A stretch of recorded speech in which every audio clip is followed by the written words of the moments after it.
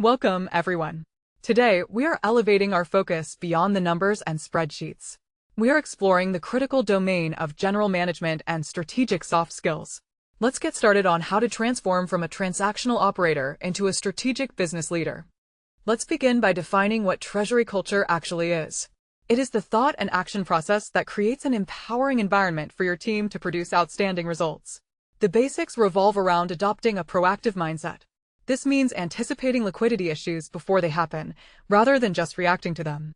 Why does this matter? Because a strong culture is the sole differentiator between a department that burns the midnight oil just to survive and a high-speed, well-oiled machine that is sought after for strategic advice. How do we build this? It is established top-down through your actions as a leader, emphasizing teamwork across silos and maintaining total transparency regarding costs and turnarounds. In our deep dive, we see that fostering this culture is the foundation of Treasury leadership.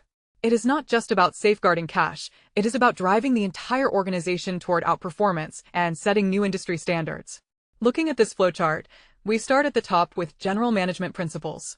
These flow directly into establishing a robust Treasury culture.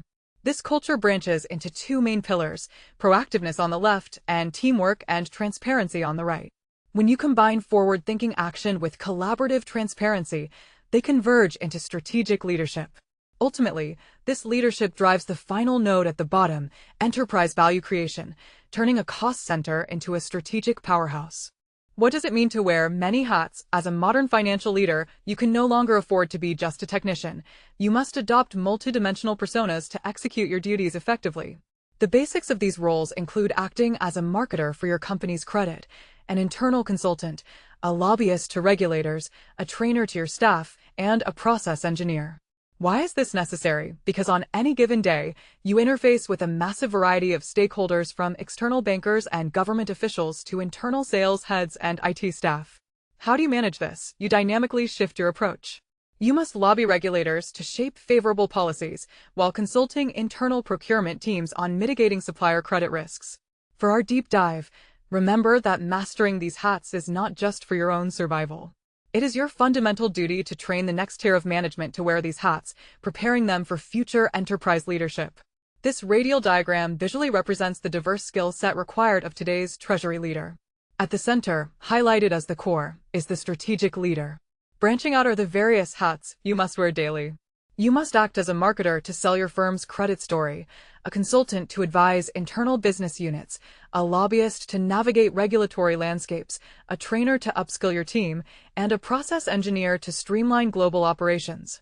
Mastering all 5 branches is essential for executive success. What is effective stakeholder management? It is the critical application of interpersonal skills to bridge the gap between complex financial markets and your internal business operations. The basics involve building immense trust and tailoring your message to your audience. Why is this so crucial? In a fast-paced environment, poor communication like dumping a massive spreadsheet into an email without context creates information overload, frustrating recipients and causing critical details to be missed. How do senior leaders communicate? Through crisp, unambiguous, and highly targeted written and verbal channels. If action is required, state it clearly in the first line. In our deep dive, we must emphasize cultural knowledge. Global finance requires interacting across dozens of nationalities. Understanding local customs, negotiation styles, and cultural nuances is not just polite, it is a hard strategic asset that ensures your global team operates in perfect harmony without friction. Let's trace the communication flow in this diagram. From the top node, strategic communication splits into managing internal stakeholders and external counterparties. Internally, dealing with sales, procurement, and the C-suite requires the delivery of crisp, actionable insights, no data dumping. Externally, when dealing with global banks and regulators across borders, the requirement shifts toward cultural nuance and building deep, sustainable trust. Both pathways are critical competencies for the modern financial executive. What is change management in a financial context? It is the executive ability to drive an organization through massive, disruptive transformations, like global centralization or complex M&A integrations. The basics involve anticipating resistance and unifying cross-functional teams behind a shared vision. Why do these massive projects often fail? Mostly due to internal politics and psychology. When you try to centralize cash, Local general managers feel they are losing power and autonomy. They will argue that a central hub won't understand local needs and will pay vendors late. How do you overcome this? Through elite change leadership. You must clearly articulate the financial benefits like massive cost savings and secure unwavering, vocal support from the CEO and CFO. In our deep dive, recognize that change management is no longer viewed as just a soft skill. Recent surveys rank it as a paramount technical requirement. You must be able to orchestrate people, processes, and digital platforms simultaneously to ensure survival.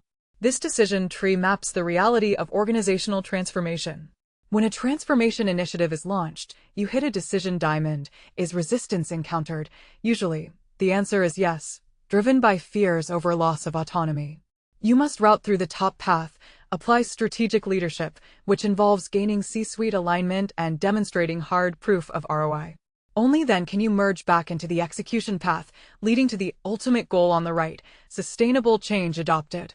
What is the true meaning of governance? It goes far beyond audit checklists. It is about establishing an unshakable culture of ethics, driven absolutely by the tone at the top. The basics demand that you enforce strict segregation of duties and total accountability. Why is this the most critical slide in this deck? Because if fraud occurs, your brilliant financial strategies mean nothing. Consider the real-world insider case, where an employee slowly siphoned hundreds of thousands of dollars because management trusted without verifying, and no one monitored a dormant dividend account. How do you prevent this? You must brutally enforce the rule that ethics always supersede profits. If your highest performer commits a minor ethical breach, they must be terminated immediately to send a clear message to the entire firm. Taking a deep dive, tactical governance requires establishing anonymous whistleblower channels, running rigorous background checks on all financial hires, and routinely running random stress tests to ensure your team is always vigilant. Look at the foundation of this governance model. Everything starts at the top with the tone at the top, pouring directly into the corporate ethics framework. From there, we deploy 3 tactical defense mechanisms: strict segregation of duties so no single person controls a transaction end-to-end, protected whistleblower channels to catch internal anomalies, and mandatory background checks for all hires. Together, these 3 shields funnel into the ultimate objective: fraud prevention and secure operations. What is our strategy for talent management? We call it train to retain. It is the absolute imperative to upskill and keep your best people so you do not suffer a catastrophic loss of institutional knowledge when they leave. The basics involve moving beyond just throwing money at people. You must provide job rotations and clear career pathways. Why is this so critical? In emerging markets, the talent pool is a revolving door. If your leaders keep leaving for a salary premium, your operational continuity is destroyed. How do we train them effectively? We use advanced, simulation-based experiential learning. Based on the Kolb cycle, putting employees into simulated, high-stress, real-world scenarios permanently imprints the knowledge better than any lecture ever could. On your screen, note the sample JSON code. This represents how modern leaders use HR APIs to programmatically track an employee's Kolb learning stage and ensure their training legally clears them for segregation of duties. In our deep dive, the ultimate retention tool is investing in your people's future. Sponsor your top talent for international assignments or global MBAs. It breeds unparalleled loyalty and creates a pipeline of future executives. This diagram illustrates the Kolb cycle of learning, the backbone of effective simulation training. It starts with a concrete experience putting the employee in a simulated crisis. They move to reflective observation, reviewing what went wrong. Next is abstract conceptualization, where they learn the correct strategic theory. Finally, they reach the critical phase, active experimentation, highlighted in blue, where they test the new strategy themselves. The dotted line shows this cycle repeating, permanently embedding the skills into their muscle memory. Let us examine a highly critical, real-time use case, utilizing strategic negotiation to centralize global cash management.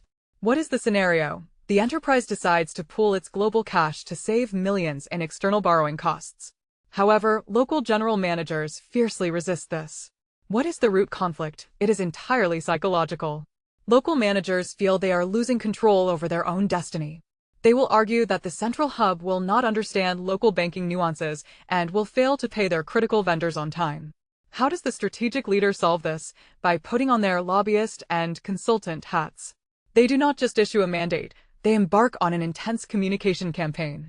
They sit down with local leaders, prove the massive return on investment, and guarantee strict service-level agreements to protect local operations. The result: flawless execution. The leader successfully transitions power away from the local units without destroying company morale. The enterprise achieves total cash visibility, nets its global exposures, and saves millions, proving that technical strategy is useless without elite negotiation skills. This flow captures the anatomy of a strategic negotiation. A centralization mandate is issued, immediately hitting the roadblock of local GM resistance, driven by the fear of lost control.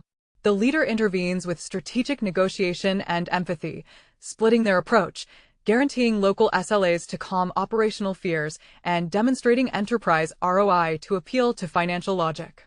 Both tactics converge to achieve consensus, ultimately delivering the bottom-line goal: millions saved and total cash visibility. As we look toward the future, the ultimate test of leadership is building an AI-first mindset.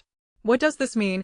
It means shifting your entire corporate culture to view artificial intelligence not as a threat that replaces jobs, but as a collaborative co-pilot. The basics require leadership to foster an environment of agile experimentation, encouraging teams to fail fast, learn faster, and scale what works. Why is this urgent? Because the finance function must evolve from merely reporting the past hindsight to generating predictive, real-time foresight. How do you prepare your team? By institutionalizing cross-skilling. The leaders of 2030 will be hybrid professionals, equally fluent in deep financial domain knowledge and technological change enablement. To future-proof your career and your company, you must synchronize your investments in people, platforms, and processes to become a true strategic control tower. I want to invite all learners to like this video, subscribe to our channel, and visit quicktechie.com for premium certification prep, including Q&A banks, full ebooks, audiobooks, full-length training, and interview guides. Thank you for joining me and lead with vision. Our final diagram charts the roadmap to 2030. We start on the left, breaking out of traditional silos through aggressive cross-skilling to develop hybrid professionals. By layering in a culture of experimentation, we achieve the critical AI-first mindset. This mindset powers foresight and prediction, leading us to the ultimate destination highlighted in green, becoming the strategic control tower of 2030. Equip your teams, embrace the technology, and shape the future.